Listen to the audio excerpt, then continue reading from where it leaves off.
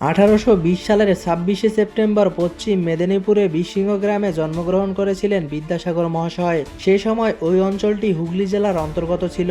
বিদ্যাসাগরের দাদু রামজয় জ্যোতিষী শাস্ত্রের অভিজ্ঞ ছিলেন। তিনি বিদ্যাসাগরের জন্মতিথি দেখে নির্ণয় করেছিলেন যে তিনি বৃষ রাশিতে জন্মগ্রহণ করেছেন। এই রাশি অনুযায়ী তিনি বলেন এই ছেলে স্বভাবগত অন্তত জেদি চঞ্চল টাইপের হবে। জ্যোতিষী শাস্ত্র তখন কতটা বিজ্ঞানসম্মত ছিল সেই বিষয়ে প্রশ্ন থাকতেই পারে, তবে বিদ্যাসাগরের ক্ষেত্রে এই ভবিষ্যৎবাণী হুবহু মিলে গিয়েছিল।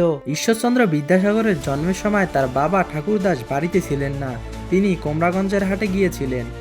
তার বাবার ফিরতে দেরি হচ্ছিল বলে তার দাদু হাটের দিকে রওনা দেয়। পথে দেখা হবার পর তার দাদু ঠাট্টা করে বলে তাদের গাভীন গরুটির একটি এরে বাছুর হয়েছে। বিদ্যাসাগর বৃষ রাশিতে জন্মগ্রহণ করেছিলেন বলে তার দাদু এই ঠাট্টাটি করেছিলেন, তাকে এরের সাথে তুলনা করেছিলেন।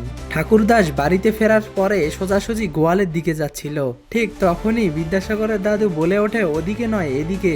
এই ঠাট্টার মাধ্যমেই ছেলেবেলাটা সবাই তাকে এরে বলেই ডাকত। ঈশ্বরচন্দ্র বিদ্যাসাগরের বাবা ঠাকুরদাস অতটা ধনী ছিলেন না, তবে সন্তানের ভবিষ্যৎ সম্পর্কে সচেতন ছিলেন। তিনি 5 বছর বয়সে ঈশ্বরচন্দ্রকে সনাতন বিশ্বাসের পাঠশালায় ভর্তি করিয়ে দিয়েছিলেন। এই সনাতন পণ্ডিত ছাত্রদেরকে বিরাট মারধর করত। প্রায় প্রতিদিনই ঈশ্বরচন্দ্রের পিঠে বেতের দাগ দেখা যেত, আর এই ব্যাপারটি ঠাকুরদাস মেনে নিতে পারেননি। তাই তিনি সেখান থেকে এরেকে ছাড়িয়ে নেন।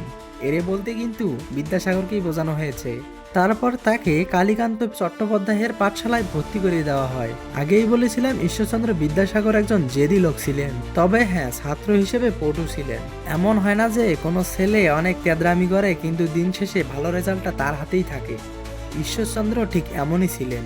যাই হোক, বিদ্যাসাগর কালীকান্তের পাঠশালায় প্রায় 3 বছর বাংলা ভাষায় লেখাপড়া করেন, আর কালীকান্ত তার প্রতিভাকে বুঝতে পেরেছিলেন।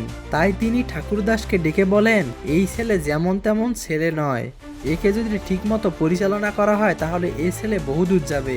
পণ্ডিতের একথা শুনে তার বাবা ঠাকুরদাস তাকে নিয়ে কলকাতার দিকে রওনা দেয়। তখনকার দিনে তেমন গাড়ি ঘোড়ার চলিত ছিল না, মানুষ পায়ে হেঁটেই যাতায়াত করত।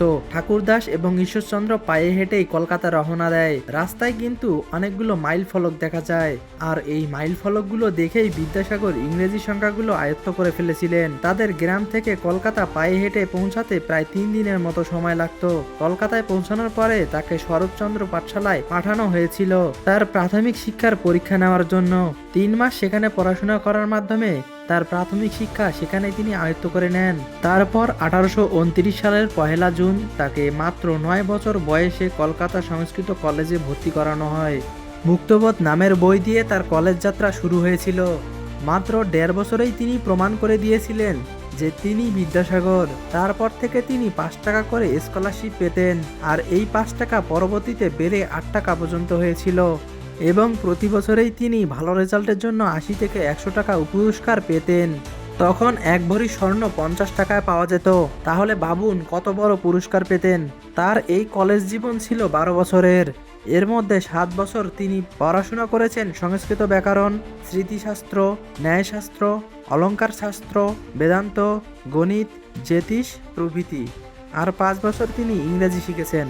তারপরে তার কলেজ জীবন শেষ করে 1839 সালের 22শে এপ্রিল তিনি হিন্দু ল কমিটি পরীক্ষায় অংশগ্রহণ করেন, আর এই পরীক্ষার মাধ্যমে তখনকার জজ নির্বাচন করা হতো।